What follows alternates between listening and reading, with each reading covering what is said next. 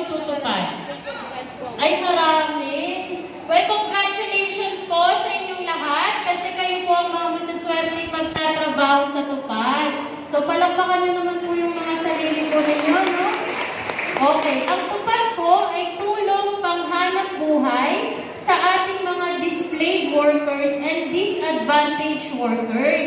Ang tupad po ay programa po ito ng DOLE na nagbibigay po ng panandaliang trabaho o emergency employment. So, kayo po ay magtatrabaho ng 10 days lang po, no? 10 days lang po ang trabaho sa tupad. Sino po ba yung mga qualified na magtrabaho sa tupad? So, syempre, qualified po kayong lahat, kaya po kayo ay nandito. Pero pag-usapan natin kung sino ba yung mga qualified. So, una na dito, yung ating mga underemployed. Sila po yung may mga trabaho, pero maliit lang po ang kinikita sa pang-araw-araw. Pangalawa, yung ating po mga displayed workers. Ano ba yun? So, yung mga displayed workers po, ito naman po yung mga walang trabaho. No? Sino pa ba ang mga qualified? So, pwede rin pong magtupad ang may maliliit po na negosyo. So, kagaya na lang po ng sari-sari store. Siyempre, kung may qualified, meron din po hindi qualified. At sino ba yung mga yun? Una, yung ating pong mga minors. So, hindi po pwede magtupad ang 17 years old pababa. Naiintindihan po ba? Pangalawa, hindi rin po pwede magtupad ang nakapagtupad na po ngayong taon. No? So, kung kayo po ay nakapagtupad ngayon, next year, hindi na po kayo pwede magtupad. Okay? Okay. Ano po ba yung mga proyekto or trabaho na pwede nyo pong gawin sa tupad? So, ang common talaga na ginagawa dito ay pagwawalis po sa mga barangay po ninyo, no? Maglilinis po kayo sa loob ng 10 araw sa barangay lang po ninyo. Doon lang po kayo magtatrabaho. Kanya-kanya po kayong dala ng cleaning materials po ninyo, ha? Kanya-kanya po kayo. Pangalawa, kung kayo naman po ay may tataniman sa mga barangay po ninyo, pwede rin po kayong magtanim pero hindi naman po yun required. Okay? Pangatlo, alam niyo po ba yung mga school brigadas? Alam niyo po yun? So, pwede po kayong tumulong doon habang kayo po ay beneficiaryo ng tupad, no? Pwede po kayong tumulong sa kanila sa mga brigada eskwela. Okay, proceed po tayo. Ano po ba yung mga matatanggap po ninyo galing kay DOLE? So, una na po dito ay yung orientation. So, ito po yun, no, yung orientation. Pangalawa, ano pa ba yung matatanggap nyo sa DOLE? Pangalawa na matatanggap nyo ay yung mga ID, no? Mamaya po, pag pumirma po kayo ng kontrata, meron po kayong ID na, eto po yung ID.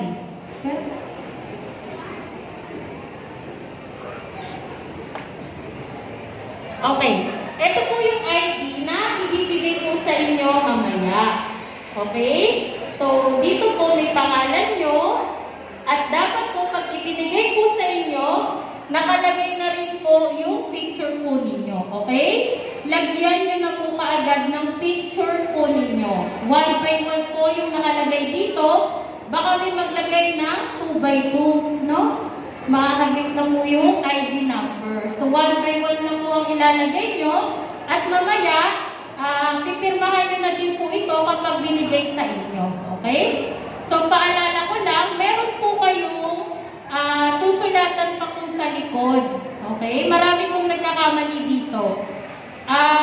Kapag po binigay sa inyo, fill upan nyo po muna yung likod ng ID.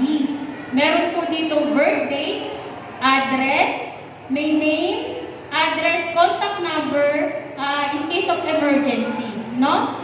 Huwag niyo pong kakalimutan na lagyan to bago niyo po ipalaminate, okay? Kasi pag po ito na ipalaminate nyo, babalik po kayo ng opisina namin para po papalitan yung ID, okay? Kaya siguraduhin niyo po muna na na-fill upan bago po ipalaminate. po ba? Okay. Ano pa ba yung matatanggap nyo sa DOLE? Pangatlo, kayo po ay makakatanggap ng GSIS insurance or yung accident insurance. Na kung saan, yun pong mga GSIS beneficiary po ninyo ay makakatanggap po ng 50,000 kung kayo po ay aksidenteng mawala sa mundo. Gusto niyo po ba ng 50,000? Tama! So, wag mo na pupuhanin yung 50,000, no? Trabaho po ang pinunta natin dito. Tama po ba? Okay. Siyempre, pang-apat, makakatanggap po kayo ng sahod. Siyempre, nagtrabaho kayo po ay sa sahod. Magkano po ba ang alam nyo na sahod po ninyo? Magkano? Okay. So, ganito po, no? Kayo po ay sa sahod na 570 a day. So, kung 10 days po kayong magtatrabaho, kayo ay may ang gagaling talaga natin sa math, no? Ang gagaling natin sa math. So, kayo po ay sa sahod na 5,700 sa 10 araw po ninyong pagtatrabaho, no? Malaking tulong po talaga ito para po sa inyo. Okay, ulitin ko lang po ha. Ang mga matatanggap po ninyo galing sa DOLE ay orientation. Ano pa? ID. Ano pa? GSIS insurance at sahod. Okay.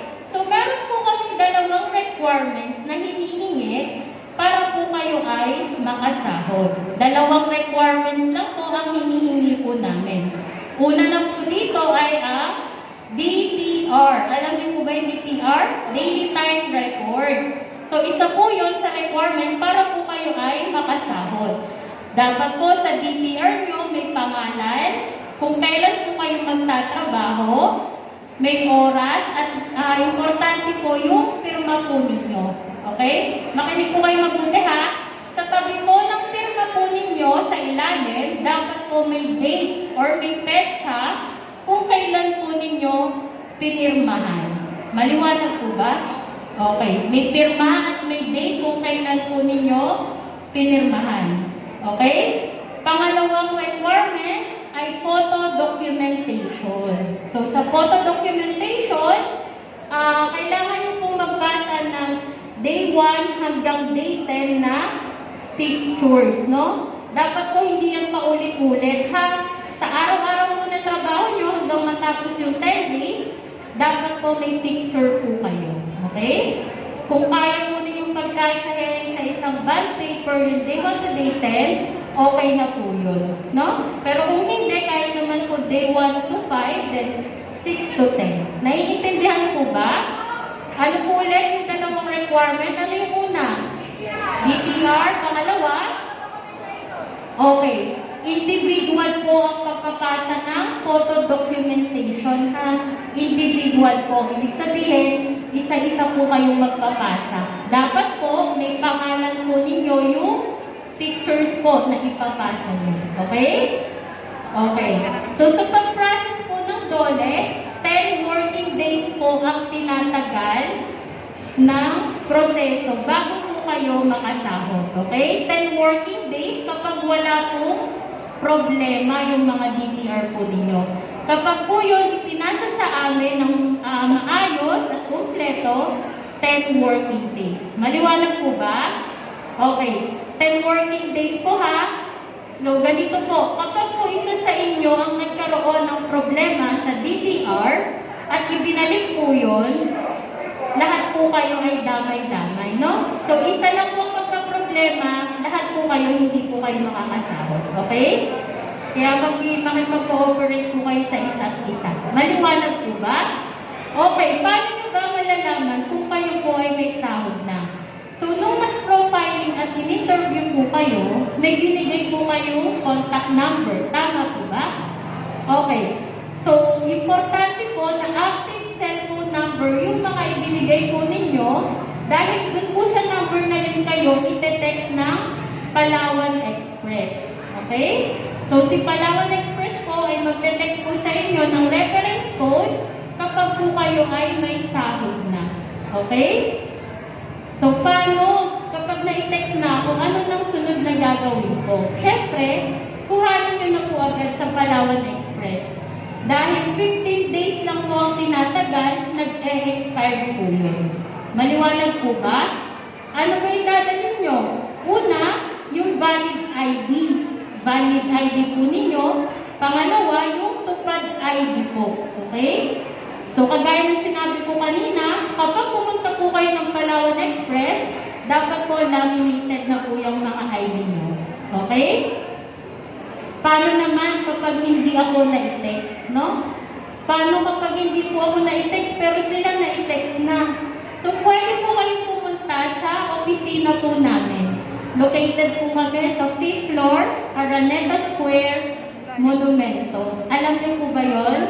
Okay. So, pwede po kayong pumunta doon, hanapin nyo lang po si Sir Joe para ibigay po sa inyo yung reference code po ninyo. No? So, personal nyo na lang po kukuhanin. At syempre, kailangan pa rin po yung tupad ID at valid ID po ninyo. Okay? Maliwanag po ba? Okay. So, may papaalala lang din po pala ako, no? Ang Dolly po kasi ay nagkakaroon ng surprise monitoring. So, i-check po ng Dole kung talagang nagtatrabaho po kayo. Okay? Pupuntahan po kayo sa mga area po ninyo kung saan po kayo nagtatrabaho. May dala po kaming attendance sheet at kailangan makapirma po kayo doon. Katunayan na nagtrabaho kayo ng araw na yun. If ever po na hindi kayo nakapirma, ma-absentan po kayo. Okay? At kapag na-absentan po kayo, syempre, i-expect nyo na po na mababawasan po yung sahod po ninyo. Okay? Kaya pagputihin po natin yung 10 araw na pagtatrabaho. Maliwanag po ba? Nakikinig pa po ba? Okay. Paano naman po kapag hindi ako available, nakuhanin po yung sahod ko? So, pwede po kasi ng probinsya ko or ng ibang bansa na ako. So, pwede po po yun ipakuha sa kamag-anak po ninyo. Okay? Pero syempre, meron pa rin po kami mga requirements na hinihingi. Una na po dito ay yung authorization letter. No? Kailangan po ng authorization letter nyo na pinapayagan nyo yung kamag-anak nyo na kuhanin yung sahod nyo. Pangalawa, syempre po kailangan namin ang magpapatunay na magkamag-anak po kayo. So, syempre, kailangan po, pwede po yung marriage certificate or yung birth certificate. No? Nakikinig pa po ba? Okay. Pangatlo, kailangan pa rin po yung valid ID nyo, valid ID ng kamag-anak nyo, at syempre yung tupad ID po ninyo. No? Pero yun nga po, kung kaya nyo naman po kuhanin, ng kayo na lang po ang kumuha. Dahil matagal din po ang pag-process po. Okay? Nakikinig pa po ba?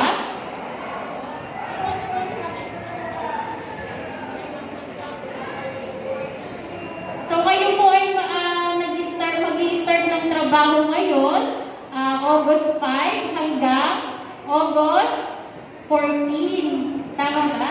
So mag-i-start po kayo today hanggang 14. Okay? So 10 days po yun na trabaho ha. And yun, paalala ko lang po,